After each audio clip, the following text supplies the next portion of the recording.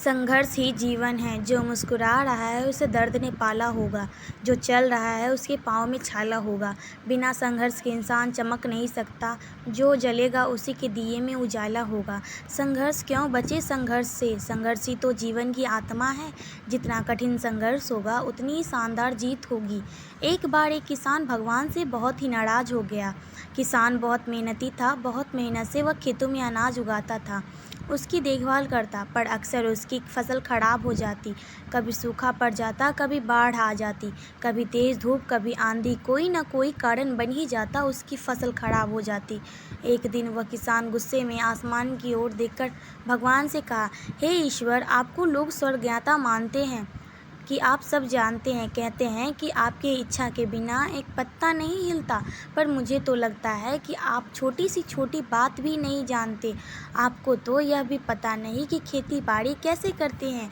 अगर आप जानते होते तो हर समय जो बाढ़, आंधी और तूफान आते हैं वह कभी नहीं आते। आप नहीं जानते कि इस कितना नुकसान उठाना पड़ता है हम किसानों को। यदि आप मेरे हाथ में यह शक्ति दे दे कि जैसा मैं चाहूँ वैसा मैं मौसम कर दूं, फिर आप देखना मैं अन्न का भंडार लगा दूंगा। भगवान इस किसान के तीखे वाक्य सुनकर मुस्कुरा रहे थे और वह किसान के सामने प्रकट होकर बोले, मैं आज ये तुम्हें शक्ति देता हूँ कि आप अपनी खेती पर तुम्हारी जैसी इच्छा है तुम वैसा मौसम कर दोगे। मैं बिल्कुल भी दखल नहीं दूंगा, तुम्हारी इच्छा सब कुछ होगा। किसान बहुत खुश हो गया। किसान ने गेहूं की फसल अपनी खेती में बोई। जब उसे लगा कि खेत को धूप चाहिए तो खेतों को धूप मिले, जब पानी बरसना चाहिए तब पानी बरसा। आंधी, तूफान, बाढ़ कुछ भी उसने अपने खेतों पर आने नहीं दिया।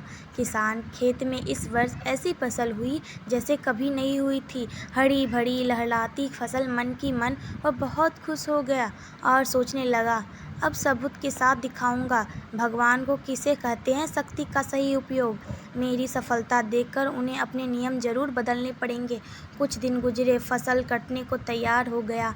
किसान बहुत उत्सुकता के साथ फसल को काटने लगा, पर जैसे ही उसकी नज़र गेहूं की बलियां पर पड़ गया तो उसने अपने सिर को पीट लिया और वह रोने चिल्लाने लगा। गेहूं एक भी बाल के अंदर गेहूं का दाना नहीं था, सारी बाली में अंदर से खाली थी। किसान बहुत दुखी हो गया। उसने भगवान को रोते हुए फिर पुकारा, हे प्रभु, तुमने मेरे साथ क्या किया? क्या तुमने मुझे कोई सज़ा दी है? भगवान बोले, पुत्र, ये तो होना ही था। तुमने पौधों को संघर्ष करने का मौका ही कहाँ दिया। न तो तुमने उन्हें आंधियों से जूझने दिया, ना तेज़ बारिश को सहने दिया और ना ही धूप में तपने दिया।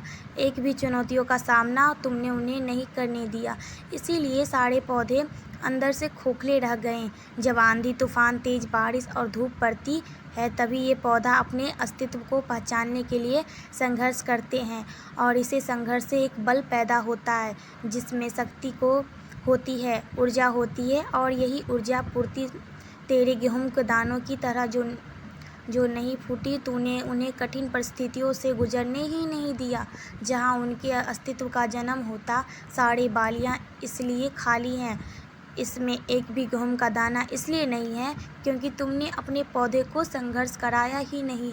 याद रखिए, स्वर्ण में स्वर्णीय आभात तभी आता ही है जब वो आग में तपने का और गलने का, हथौड़े से पीटने जैसे संघर्षों से गुजरता है। कोयले का टुकड़ा हीरा तभी बनता है जब वह उच्च दाब और उच्च ताप की मुश्किलों परिस्थितियों से गुजरता है। इसी तरह यदि हमारे ज़िंदगी में कोई संघर्ष ही ना हो, तो कोई चुनौती ही ना हो, तो हम भी गेहूं की बालियों की तरह खोखले रह जाएंगे। कोई अस्तित्व नहीं होगा हमारा। विपत्ति, परिस्थितियों, चुनौतियों, समस्याएं हमें और अधिक निखारती है। यदि जीवन में कठिन परिस्थितियां और चुनौतियां आएँ तो घबराना मत, बल्कि सामना करना, विश्वास करना कि आप और अधिक निखर जाओगे और अधिक मजबूत बन जाओगे। किसी ने कितना सही कहा है कि ज़िंदगी जीना आसान नहीं होता, बिना संघर्ष कोई महान नहीं होता। जब तक ना पड़े हथौड़ी की चोट तब तक पत्थर भी भगवान नहीं होता। अगर आपको ये कहानी थोड़ी सी भी पसंद आई हो तो प्लीज़ लाइक, शेयर और सब्सक्राइब ज़रूर कर लीजिएगा और हमें कमेंट करके ज़रूर बताइएगा कि ये कहानी आपको कैसे लगी। तब तक के लिए धन्यवाद।